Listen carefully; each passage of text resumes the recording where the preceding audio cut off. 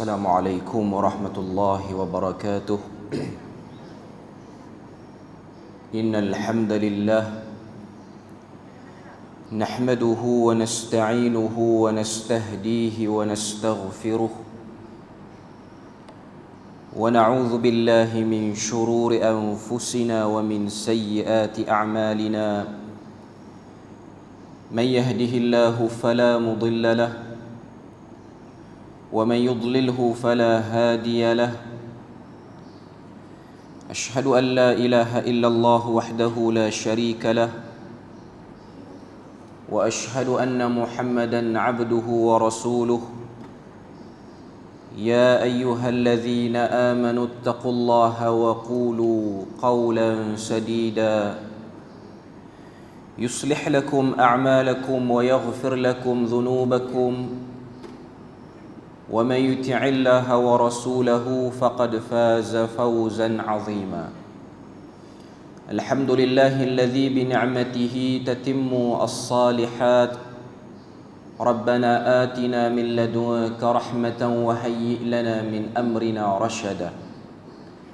اللهم آتي نفسي تقواها وزكيها وأنت خير من زكاها أنت وليها ومولاها. أما بعد.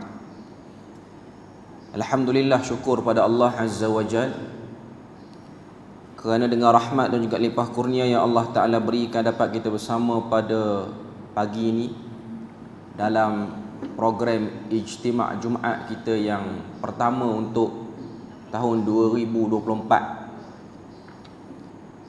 InsyaAllah kita akan sambung perbahasan daripada surah Asy-Syura pada hari ini. Dan sepanjang Ijtima' Jumaat kita yang tahun lepas, Alhamdulillah kita selesaikan 2 surah, iaitu surah yang ke-40 dan juga surah yang ke-41, surah Ghafir dan juga surah Fussilat. Kedua-duanya daripada himpunan surah-surah Hawamim dalam Al-Quran. Dan hari ini kita akan masuk surah Hawamim yang ketiga daripada 7 surah Hawamim yang ada dalam Al-Quran. Pada hari yang mulia seperti mana yang disebutkan oleh Nabi, khairu yaumin tala'at alaihi syam, hari yang terbaik terbit padanya matahari, iaitu hari Jumaat. Hari yang diciptakan Nabi Adam, hari yang dimasukkan Nabi Adam ruh ke dalam jasadnya, hari yang diperkenalkan Nabi Adam terhadap syurga dan apa yang ada di dalamnya, dan hari yang juga dikeluarkan Nabi Adam daripada syurga. Dan Nabi sebut dalam hadis tidak akan berlaku kiamat melainkan pada hari Jumaat. Sebab tu saya nak sebut sikit. Sebahagian para ulama melihat kelebihan majlis zikir ataupun majlis ilmu pada hari Jumaat berbeza berbanding hari-hari yang lain. Kalau kita perhati 7 hari seminggu ni, tuan-tuan dan puan-puan, penamaan nama-nama hari itu kebanyakannya diambil daripada pengaruh bilangan hari itu. Contoh hari Ahad. Ahad mari pada perkataan wahid, 1. Isnin mari pada perkataan isnain, 2. Selasa, Melayu panggil Selasa lah, mari pada perkataan as-sulatha, 3. Rabu mari pada perkataan arbi'a, 4. Khamis mari pada perkataan al-khamis, iaitu 5. Dalam bahasa Arab, 6 disebut sebagai sittah, ataupun yang ke-6 dalam bahasa Arab disebut dengan as-sadis. Tapi mari tang hari dia tak sebut hari sudas ke, hari sittah ke. Hari yang ke-6 dalam seminggu dipanggil hari Jumaat. Dia tak ada pengaruh nombor di situ. Kerana apa? Kerana perkataan Jumaat datang daripada perkataan jama'ah yang bermaksud himpun. Apa yang berhimpun pada hari Jumaat sebenarnya? Berhimpun pada hari Jumaat itu ialah segala kebaikan. Beza pada hari yang ke-7, hari Sabtu, mari pada pengaruh perkataan sab'ah, iaitu yang bermaksud 7. Tapi hari Jumaat, hari ke-6 dia panggil Jumaat, berhimpun sesuatu. iaitu berhimpun padanya segala kebaikan, digandakan padanya segala kebaikan. Sebab tu hari Jumaat bukanlah dikhususkan sebagai hari untuk mengingati Tuhan, tapi hari untuk memperbanyakkan mengingati Tuhan berbanding 6 hari yang lain. Itu maksud hari Jumaat. Ada orang dia ingat hari Jumaat ni lah hari dia jadi malaikat, 6 hari lagi dia berkawan dengan iblis. Tak, 6 hari lagi pun malaikat juga. Hari yang ke-6 hari Jumaat tu dia lebih lagi. Kalau dia banyak sembahyang sunat pada hari-hari yang 6 tu, hari Jumaat dia kena lebih lagi. Kalau dia suka pergi majlis ilmu pada 6 hari yang sebelum ni, hari Jumaat dia kena double sikit. Kalau dia suka sedekah pada hari-hari lain, sedekah pada hari Jumaat dia lain. Persiapan untuk beribadah pada hari Jumaat dia lain. Hari-hari lain pergi masjid, tapi hari Jumaat dia awal sikit. Dia ada beza dengan hari lain. Dia bukan hari lain tak pergi, hari Jumaat je pergi. Itu perangai seperti orang agama lain. Seperti mana Yahudi, Kristian, dia orang mengkhususkan sehari dalam seminggu untuk beribadah. Orang Islam tidak. Orang Islam bukan sehari dalam seminggu dia beribadah. Dia sentiasa beribadah, cuma hari Jumaat dia gandakan ibadah. Itu beza dia. Itu beza kita dengan orang agama lain. Sebab tu hari Jumaat tak salah nak kerja, tapi urusan akhirat lebih perlu diberikan keutamaan berbanding urusan-urusan dunia lain yang boleh diselesaikan pada hari-hari lain. Jadi pada hari ini kita sambung dan kita cuba untuk mengambil bahagian hari yang terbaik untuk kita sambung pengajian tafsir Al-Quran kita daripada surah Syura ni. Sebagai memulakan perbahasan surah Asy-Syura, kita nak berkenalan dulu dengan surah Asy-Syura ni. Beberapa poin-poin penting yang kita kena ambil tahu sebelum pada kita bahas ayat-ayat yang ada dalam surah Asy-Syura ni. Ianya merupakan surah Makkiyah, iaitu surah yang turun sebelum daripada Nabi hijrah ke Madinah Al-Munawwarah. Maknanya dalam fasa 13 tahun, surah Asy-Syura ni duduk pada fasa itu. Bilangan ayatnya ialah sebanyak 53 ayat. Nama surah ini yang masyhur ialah Asy-Syura. Yang kedua disebut juga dengan nama Hamim Ain Sin Qaf. Orang panggil dengan nama itu. Tapi yang ni dia kurang masyhur. Kenapa dipanggil dengan nama Syura? Syura itu bermaksud mesyuarat. Bermaksud perhimpunan, ataupun kita sebut sebagai mesyuarat, ataupun Indonesia dia panggil rapat. Indonesia rapat, meeting ni dia panggil rapat. Kita rapat-rapat lah. Okay. Kerana apa? Sebahagian para ulama sebut li'anna syura bainal muslimin min ahammi da'aimit tasbit mulkahum. Kerana bermesyuarat, duduk dekat-dekat berbincang ialah daripada punca kekuatan orang-orang Islam. Dan juga salah satu daripada cara untuk menguatkan kelompok Islam ialah dengan adanya mesyuarat. Jadi mesyuarat ni penting. Tapi kalau mesyuarat saja tak buat benda lain, tak jadi juga. Dia ada keseiringan dia antara mesyuarat dan juga gerak kerja. Kalau kita tengok surah Asy-Syura ni, kita nak tengok dari segi opening dan ending dia. Permulaan surah Asy-Syura daripada ayat 1 hingga ayat 5. Saya nak ambil satu saja, iaitu ayat yang ketiga. Kita tengok dalam surah Asy-Syura, Allah Ta'ala sebut, A'udzu billahi minasyaitonir rajim, kadzalika yuhi ilaika wa ilal ladzina min qablika Allahul azizul hakim. Maksud dia, sebagaimana yang terkandung dalam surah ini dan surah-surah yang lain yang diwahyukan kepadamu wahai Muhammad dan kepada rasul-rasul yang terdahulu daripadamu oleh Allah yang Maha Kuasa lagi Maha Bijaksana. Ayat ketiga, Tuhan sebut bagaimana Al-Quran itu bersifat wahyu, diberikan, diturunkan kepada Nabi sallallahu alaihi wasallam daripada Allah Azza wa Jal melalui perantaraan Jibril alaihi salam untuk menampakkan dua sifat dia. Sebab dalam ayat 3 tu Tuhan sebut dua daripada Asmaul Husna, Al-Aziz dan juga Al-Hakim. Aziz maksudnya ialah kemuliaan, mari pada perkataan izzah. Dalam erti kata lain, siapa-siapa yang mengambil Al-Quran dengan sebaik-baiknya, dia ambil Quran ini dengan sebaiknya, dia pelajari, dia renungi, dia hayati, akan turun pada dirinya kemuliaan. Yang kedua, nama Tuhan yang dia sebut dalam ayat ketiga ialah Al-Hakim. Hakim mari pada perkataan hikmah, yang bermaksud bijaksana. Orang yang berdamping dengan Al-Quran, Allah Ta'ala akan berikan dan limpahkan kepada dia hikmah. Tindakan dia, tutur kata dia akan diberikan oleh Allah Ta'ala hikmah. Jadi kebaikan bersama dengan wahyu itu ada dua. Pertama, diberi kemuliaan. Kedua, diberikan kebijaksanaan daripada Tuhan yang maha mulia dan Tuhan yang maha bijaksana. Itu opening. Tuhan nak sebut bagaimana manusia, dia nak kemuliaan, dia tak boleh cari kemuliaan tempat lain, melainkan dia kena cari pada kalam Tuhan. Dia nak kecerdikan, kebijaksanaan, dia tak boleh cari pada tempat lain, melainkan dia cari pada Al-Quran juga. Itu opening surah Syura. Kalau kita tengok ending surah ni, penutup surah ni, sebab ni mukaddimah, jadi kita kena banyak belik sikit. Kalau kita tengok ending surah ni, ending surah dia iaitu pada ayat yang ke-52. Ayat 52 ni dalam mushaf muka surat 489. Dia punya ending ada kaitan rapat dengan opening tadi, iaitu ayat yang ketiga.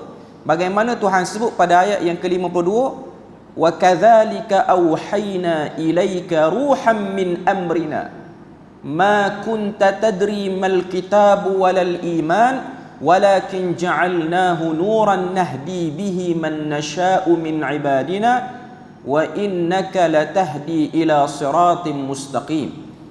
Maksud dia, dan demikianlah kami wahyukan kepadamu wahai Muhammad Al-Quran yang diumpamakan ruh yang boleh menghidupkan sesuatu yang mati, dan ianya daripada perintah kami. Allah Ta'ala sebut Quran itu ruh, wa kadzalika auhayna ilaika ruham min amrina.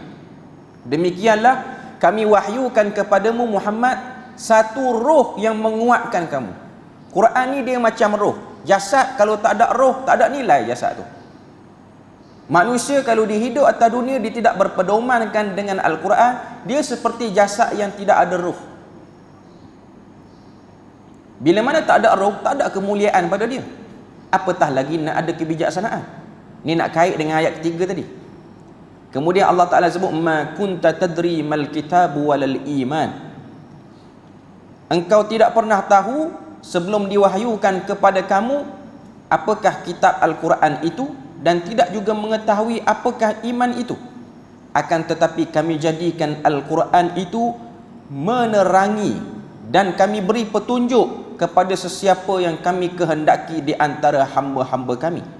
Wa innaka latahdi ila siratim mustaqim, dan sesungguhnya engkau wahai Muhammad adalah pemberi petunjuk dengan Al-Quran itu ke arah jalan yang lurus.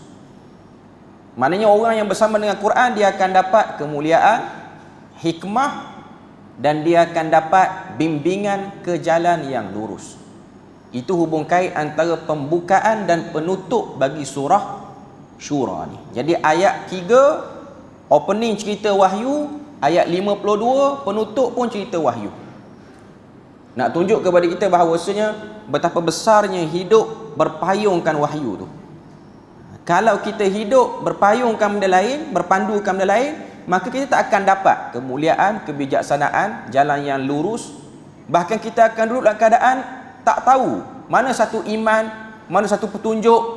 Kita akan kelam sama kita terhadap jalan yang benar. Jadi itu antara benda yang ingin disampaikan oleh Allah Azza wa Jal melalui surah Asy-Syura.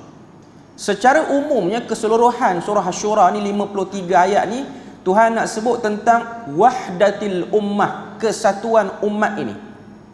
Daripada syura tu, iaitu daripada mesyuarat dan pengurusan yang terbaik. Nak dapatkan kesatuan hati, kena ada pengurusan yang baik. Sebab tu dalam ayat ataupun dalam surah Asy-Syura ni, Allah Ta'ala sebut wa amruhum syura bainahum. Kita akan jumpa ayat tu bila mana Allah Ta'ala nak sebut tentang kebesaran ataupun keutamaan kita sentiasa berada dalam keadaan tersusun dengan mesyuarat ni, dia sebut kami perintahkan kepada kamu bermesyuarat. Tapi walau macam mana pun dia tetap ikat dengan salat. Dia ada, kalau kita tengok nanti dalam surah Asy-Syura ni, dia akan lalu ayat tu Tuhan sebut tentang mesyuarat dan Tuhan ikat juga dengan salat. Maknanya manusia ni tak akan dapat lari dengan kemuliaan yang akan Tuhan beri melalui salat tu sendiri. Sebab salat itu ialah hubungan yang paling kuat yang perlu diutamakan dalam semua urusan manusia di dunia ini. Dalam surah Asy-Syura ni, kalau kita tengok, ada lebih kurang 6 perkara penting yang kita akan bertemu padanya. Yang pertama sekali ialah kedudukan bumi Mekah sebagai pusat bumi. Itu yang disebutkan oleh para ulama yang pertama. Bayan anna Makkah hiya markazil ard. Menerangkan kepada kita bumi Mekah ni akan menjadi pusat umat Islam, sebab di situ adanya Kaabah dan di situlah tempat orang Islam akan berpusat. Sebab kita semua sekarang ni pun salat menghadap kepada Kaabah. Itu ialah lambang pada penyatuan. Sebab tu kita tengok dalam ayat yang ke-7 Tuhan sebut tentang kedudukan Ummul Qura itu. Ummul Qura itu ialah ibu kota ataupun nama lain bagi Mekah. Yang kedua yang kita akan tengok dalam surah Asy-Syura ni, al-hasadu waz-zulmu sababul firqati wal halak. Hasad dan zalim sebab berlakunya perpecahan dan kecelakaan. Nanti kita akan tengok, kerana tidak adanya pengurusan yang baik, maka datanglah hasad. Akhirnya hasad itu akan memecah belah kaum umat Islam. Yang ketiga, fadlun niyatus salihah, kelebihan niat yang baik. Sentiasa ajar diri, sentiasa cuba untuk kita ni buat apa-apa dengan niat-niat yang baik. Sebab dengan niat yang baik itulah akan menyebabkan kita melakukan sesuatu dengan ikhlas. Itu yang ketiga. Yang keempat, maksiat menjadi sebab kepada keburukan dan juga bala bencana yang bakal turun. Pun ada disebut dalam surah Asy-Syura ni. Yang kelima, kepelbagaian cara wahyu yang turun kepada para nabi dan rasul. Cara-cara Tuhan nak turunkan wahyu macam mana diterangkan dalam surah Asy-Syura. Kemudian yang keenam, penerangan terhadap sifat-sifat orang beriman yang ingin mendirikan agama Allah Azza wa Jal, ingin menegakkan agama Allah Azza wa Jal sehingga ianya tertegak dengan sempurna atas muka bumi ini. Sebenarnya untuk poin yang keenam ni, dia ada banyak cabang-cabang dia. Ada lebih kurang lagi 6 poin. Di bawah poin yang keenam tu, sifat-sifat orang beriman tu ada 6 sifat dia akan sebut. Nanti kita akan lalu sikit-sikit untuk kita dapatkan poin-poin dia tu. Cuma untuk pagi ni kita akan tengok dulu bahagian pertama bagi surah Asy-Syura ni, ialah ayat yang pertama sampailah ayat yang kelima, insya-Allah perbahasan kita. Jadi kita tengok dalam mushaf, Allah Ta'ala sebut pada ayat yang pertama, A'udzu billahi minasyaitonir rajim, bismillahirrahmanirrahim, Hamim Ain Sin Qaf. Ini ialah huruf-huruf muqata'ah, huruf-huruf tunggal yang padanya para ulama telah mengeluarkan pandangan yang berbagai-bagai. Tapi umumnya kalau kita tengok, pandangan yang paling banyak dan paling selamat disebutkan oleh para ulama ialah didiamkan maknanya, tak disebut maksud dia apa, kerana ianya memang rahsia daripada rahsia Allah Azza wa Jal yang tak dapat dirungkai. Dan ini ialah keunikan pembeza Al-Quran dengan syair-syair Arab. Syair Arab tidak dimulakan dengan penyebutan huruf secara tunggal, berbeza dengan Al-Quran. Kita tengok pada ayat yang ketiga, kadzalika yuhi ilaika wa ilal ladzina min qablika Allahul azizul hakim.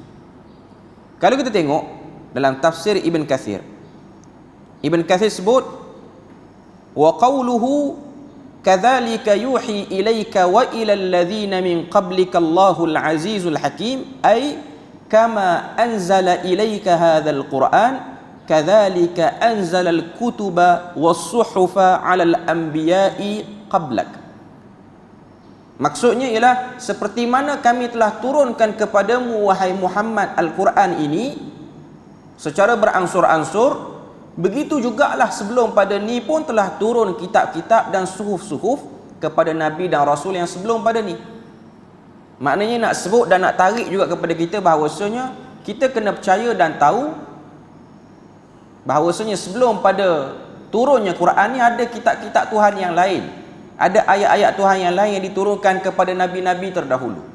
Cumanya menjadi keutamaan untuk kita hari ini ialah tetap mengutamakan Al-Quran. Kita tak perlu risau kalau kita tak tahu banyak tentang Bible, Taurat. Tak perlu risau. Orang Islam sekarang tak perlu risau. Yang dia perlu bimbang ialah sejauh mana dia memahami dan memberi perhatian terhadap Al-Quran sekarang. Kita tak perlu sibuk nak buat pengajian Bible ke, Old Testament ke, New Testament ke, sebab zahirnya kitab-kitab tersebut telah berlaku penyelewengan, dan yang ada berlega di kalangan kita ni pun, yang diamalkan oleh penganut agama tersebut pun termasuk daripada benda-benda yang banyak penyelewengan dalam tu. Jadi tak perlu untuk kita beri perhatian. Untuk orang yang nak berkecimpung dengan perbandingan agama dengan tujuan dakwah kepada golongan-golongan yang bukan Islam, dakwah dengan cara membandingkan antara dalil agama ni dalil agama tu, tak apa. Tapi untuk kita yang tak berkecimpung secara terus, cuma untuk diri kita saja, kita fokus pada Quran. Sebab ada satu hadis yang diriwayatkan daripada Ibn Hibban, Umar Al-Khattab pada zaman Nabi ni dia pernah cuba membaca halayan daripada suhuf terdahulu, daripada Injil mungkin ataupun daripada Taurat, sehinggalah benda tu telah menarik perhatian Nabi. Nabi pun tanya, apa yang kamu baca wahai Umar? Umar kata, suhuf daripada kitab terdahulu, bahagian daripada kitab terdahulu. Dalam riwayat tersebut Taurat. Maka Nabi Muhammad kata, sekiranya Musa hidup pada zaman ini, maka dia pun kena baca Quran. Dia tak perlu baca Taurat dia tu. Maknanya dari segi keutamaan, utamakan yang ni dulu. Tak perlu utamakan kepada yang tu. Sebab pada waktu tu tiada ancaman yang mendesak dan tiada propaganda yang terlalu memberi fitnah sehingga perlu untuk kita belek juga kitab agama mereka. Tak perlu. Sebab pada waktu tu wahyu terbuka. Apa-apa saja penyelewengan, Allah Ta'ala akan berikan jawapan secara direct. Mungkin zaman kita ni wahyu dah tertutup, maka kadang-kadang perlu juga buat kajian, buat perbandingan agama supaya kita nampak beza antara data dalam agama lama ataupun agama lain dalam kitab-kitab yang lama dan juga data dalam agama Islam. Wa qawluhu Allahul Aziz, dan dalam ayat yang ketiga Tuhan sebut Allah yang Maha Perkasa, ay fintiqamihi, iaitu pada mengambil balasan dan mengambil tindakan terhadap apa yang dilakukan oleh hamba-Nya. Izzah tu ataupun perkasanya Allah Ta'ala tu, Allah Ta'ala boleh ambil tindakan kepada hamba-Nya bila-bila masa sahaja.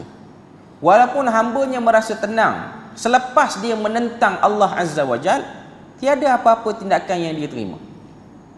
Dia tak boleh rasa tenang, dia kena rasa risau.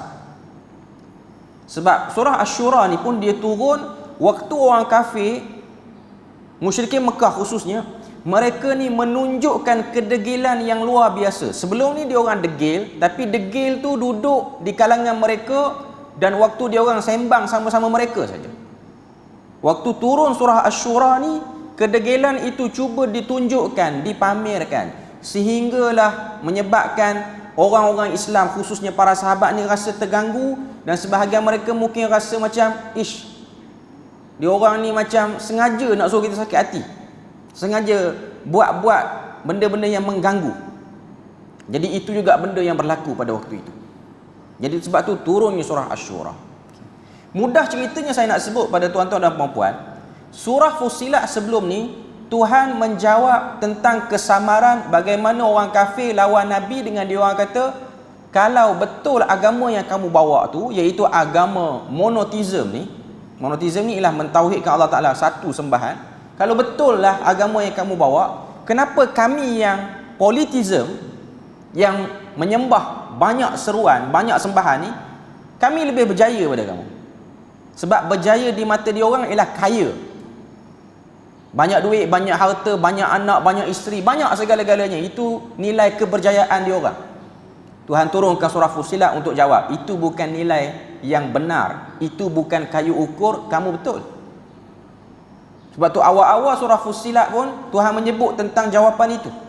Datang surah Asy-Syura ni menjawab kesamaran yang seterusnya, iaitu orang kafir.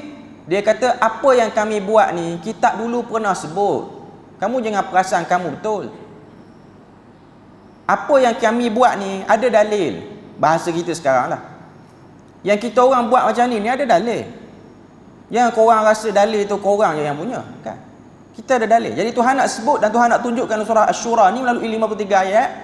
Dalil-dalil yang kamu sangka itu benar, itu semua dalil palsu dan itu semua sangkaan kamu je. Dia bukan dalil. Kamu je yang rasa benda tu dalil. Itu daripada surah Asy-Syura ni, kita akan tengok keseluruhannya nanti. Kemudian Tuhan sebut kebesaran di ayat yang keempat. Lahu ma fis samawati wa ma fil ard wa huwal aliyyul azim. Baginya lah apa yang ada di langit dan apa yang ada di bumi, dan ialah yang maha tinggi lagi maha agung. Nak tunjuk pada kita di sini bagaimana ayat yang keempat ni menentang kesyirikan yang cuba disaluti dengan dalil-dalil palsu tu. Macam kita sebut tadilah, iaitu surah Asy-Syura ni menjawab sangkaan dan juga menjawab tuhmahan orang kafir. Apa yang dia orang buat ni ialah apa yang telah dilakukan oleh Nabi Ibrahim dulu. Sebab kita kena tahu situasi masyarakat Arab dan konfrontasi yang berlaku di antara orang musyrikin Mekah dengan orang-orang yang beriman yang ikut Nabi ni. Konfrontasi yang berlaku ialah mereka yang kafir, dia tak rasa dia kafir, dia rasa dia pengikut Nabi Ibrahim yang betul. Itu masalah dia. Dan mereka melihat Nabi Muhammad dan pengikut-pengikutnya ni telah berpaling daripada ajaran Nabi Ibrahim yang dibawa oleh Nabi Ismail. Mereka mendakwa mereka lah penyambung kepada panji Nabi Ibrahim, sedangkan Nabi Muhammad itu ialah penyambung yang benar. Jadi label itu ditukarkan pada waktu itu. Itu antara sebab Tuhan sebut tentang benda ni. Jadi Tuhan sebut pada ayat yang keempat, baginya lah apa yang ada di langit dan apa yang ada di bumi, dialah yang maha tinggi lagi maha agung. Dalam tafsir Ibn Kathir hanya bawa dengan umum saja, wa huwal aliyyul kabir wa huwal aliyyul azim, ialah seperti mana firman Allah Ta'ala dalam surah Ar-Ra'du, Al-Kabirul Muta'al, yang maha besar lagi maha meninggi dan tinggi kedudukannya. Seperti juga dalam surah Saba Tuhan sebut wa huwal aliyyul kabir, dialah yang maha tinggi dan maha agung.